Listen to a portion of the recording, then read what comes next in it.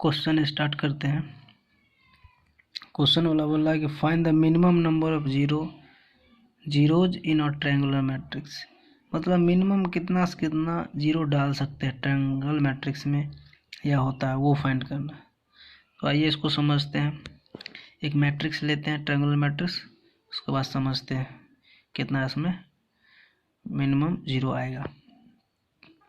चलिए ये triangular matrix draw कर लिए। अब आप लोग सोचिएगा, जैसे ये A11 A12 AN3 A13 dot dot dot A1N, उसके बाद नीचे आए AN1 AN2 AN3 dot dot dot ANN। मतलब आप लोग सोचिएगा कि ये NN का ही लिखे। देखिए ये NN इसलिए लिखा गया क्योंकि ट्रायंगुलर मैट्रिक्स है, तो ट्रायंगुलर मैट्रिक्स है तो ये स्क्वायर मैट्रिक्स होगा। तो स्क्वायर मैट्रिक्स का जो होता है नंबर ऑफ रो और नंबर ऑफ कॉलम बराबर होता है, तो जितना इधर एलिमेंट होगा उतना इधर एलिमेंट होगा। तो इसीलिए इसमें जो है n एलिमेंट रो में और n एलिमेंट कॉलम में, इसलिए n एलिमेंट टोटल हो गया। टोटल जो एलिमेंट आएगा इसमें n स्क्वायर एलिमेंट टोटल आएगा, क्योंकि n dot n cross n order matrix में टोटल नंबर ऑफ जो एलिमेंट होगा n स्क्वायर आ जाएगा, n इंटू n स्क्वायर आ जाएगा। तो इसमें जो है ये हो गया डायगोनल और ये डायगोनल हो गया। डायगोनल से ऊपर और डायगोनल से नीचे दोनों में एलिमेंट की संख्या सेम होगा, क्योंकि ये स्क्वायर है इसलिए डायगोनल के रिस्पेक्ट में सिमेट्रिक होगा। ये जितना ऊपर उतना ही नीचे एलिमेंट होगा। तो इसमें मान लेते हैं x एलिमेंट है, इसमें मान लेते हैं x एलिमेंट है, और इसमें तो आपको पता है इसमें n एलिमेंट आएगा और टोटल जो है सबको मिला के n स्क्वायर हो जाएगा एलिमेंट के बराबर। तो आइए इसको कुछ लिखते हैं। चलिए इसमें जो है मान लिए x एलिमेंट है, इसमें भी x एलिमेंट होगा और इसमें n एलिमेंट दिख रहा है 1 2 3 डॉट डॉट डॉट n तक, मतलब n एलिमेंट। तो टोटल नंबर ऑफ एलिमेंट जो है आपको पास n स्क्वायर, क्योंकि n cross n order matrix में total number of element n square हो गया। तो टोटल को देखिए ऐसे करेंगे, ऊपर x प्लस नीचे x प्लस प्रिंसिपल डायगोनल संख्या n बराबर x square, sorry n square. तो यहाँ से जो x का वैल्यू जो आएगा n square minus n, x is equal to n square minus n upon 2, मतलब n इंटू n माइनस 1/2। तो आपका ये आपका मिनिमम इतना जीरोज ट्रायंगुलर मैट्रिक्स में आप रख सकते हैं। अब मिनिमम इतना मतलब या तो आप नीचे जो है नीचे में n into n minus 1 zero आ सकता है, ऊपर में n into n minus 1 zero आ सकता है। तो मिनिमम का बात करा तो मिनिमम का मतलब ये या तो ये लोअर ट्रायंगल होगा या तो अपर ट्रायंगल होगा। तो लोअर होगा तो लोअर में इतना आएगा, अपर बोलेगा तो अपर में भी इतना ही आएगा। लेकिन हमको मिनिमम निकालना था जीरोज, तो मिनिमम जीरोज आपको इतना आ गया। मतलब मिनिमम मतलब या तो ट्रायंगल अपर होगा या तो ट्रायंगल लोअर होगा, बस यही पूछ रहा था इसमें। तो आपका ये आपका आ गया, ये एक रिजल्ट की तरह आप याद रखिएगा इसको। अब आते हैं maximum number of zeros find कैसे करेंगे। अब आते हैं नेक्स्ट क्वेश्चन पे। नेक्स्ट क्वेश्चन बोला maximum number of distinct entries in triangular matrix of order n। मतलब अब ज़्यादा से ज़्यादा कितना जीरोज आ सकता है ट्रायंगुलर मैट्रिक्स में जिसका ऑर्डर n। तो आइए इसको स्टार्ट करते हैं। चलिए आते हैं मैक्सिमम नंबर निकालते हैं, कितना जीरो जाएगा इसमें।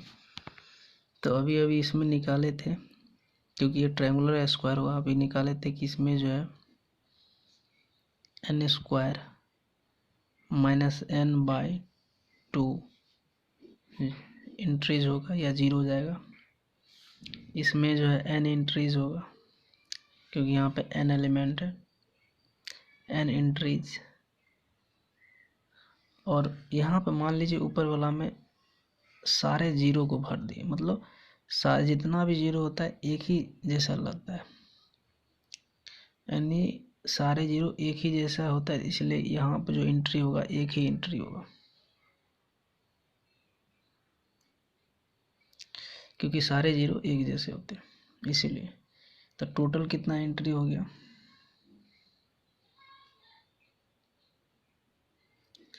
टोटल एंट्री आपका हो जाएगा ऊपर में 1 plus n square minus n by 2, और एलसीएम के जानकार लोग होंगे, एलसीएम ले लेंगे एन स्क्वायर प्लस एन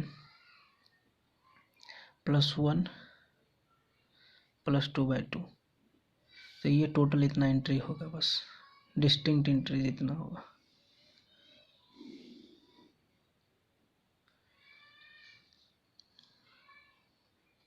क्योंकि ऊपर में जो है जीरो को एंट्री करवाएं, कि जीरो जो है सारे जीरो एक जैसे होते हो।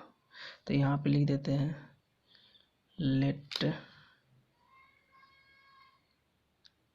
Let all zeros are upside।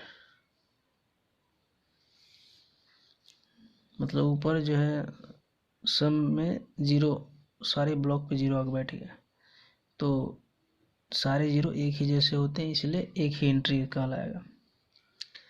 और ये इसमें जो है n square minus n by 2 निकाले थे, और इसमें एन एंट्री होगा, तो टोटल मिला के इतना एंट्री होगा मैक्सिमम से मैक्सिमम। और ये भी क्या डिस्टिंक्ट है, यहाँ पे बोल ही रहा था कि maximum number of distinct entries, मतलब कितना अलग अलग एंट्रीज करवा सकते हैं, कितना डिफरेंट एलिमेंट का एंट्रीज करवा सकते हैं। तो आप इतना एलिमेंट का आप एंट्रीज करवा सकते हैं, डिस्टिंक्ट होगा। तो आइए अब आते हैं नेक्स्ट क्वेश्चन है, find the minimum number of zeros in diagonal matrix of order n। Diagonal matrix जो है इंट्रोडक्शन में बताएंगे कि डायगोनल मैट्रिक्स में जो है डायगोनल का कम से कम एक एलिमेंट छोड़ के सारा एलिमेंट जीरो हो जाना चाहिए, या ये भी हो सकता है कि या सारा का सारा एलिमेंट डायगोनल का जीरो ना हो और ऊपर और नीचे दोनों ट्रायंगल में सारे एलिमेंट जीरो हो जाए।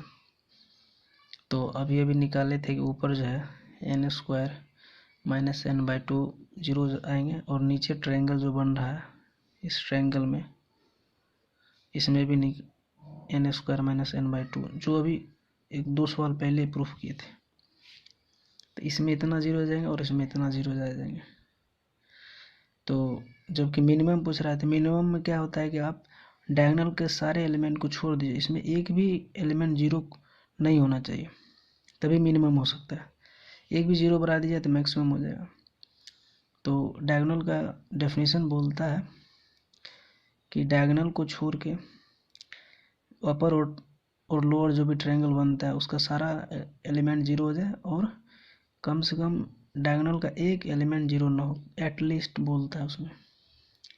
तो एटलीस्ट का मतलब ही होता है कम से कम एक। तो एक का मतलब हो सकता है एक जीरो नहीं हो, या नहीं तो सारे के सारे जीरो नहीं हो। तो सारे के सारे ये डायगोनल का एलिमेंट जीरो नहीं होगा तभी मिनिमम से मिनिमम जीरो आएगा। तो अभी ये सब निकाल लिए, ये दोनों को जोड़ दीजिए, तो मिनिमम के जीरो कितना आएगा, n square minus n by 2 plus n square minus n by 2, और एलसीएम के जानकार लोग सॉल्व करिएगा तो एन स्क्वायर माइनस एन। तो मिनिमम इतना जीरो आपका डायगोनल मैट्रिक्स में आएगा।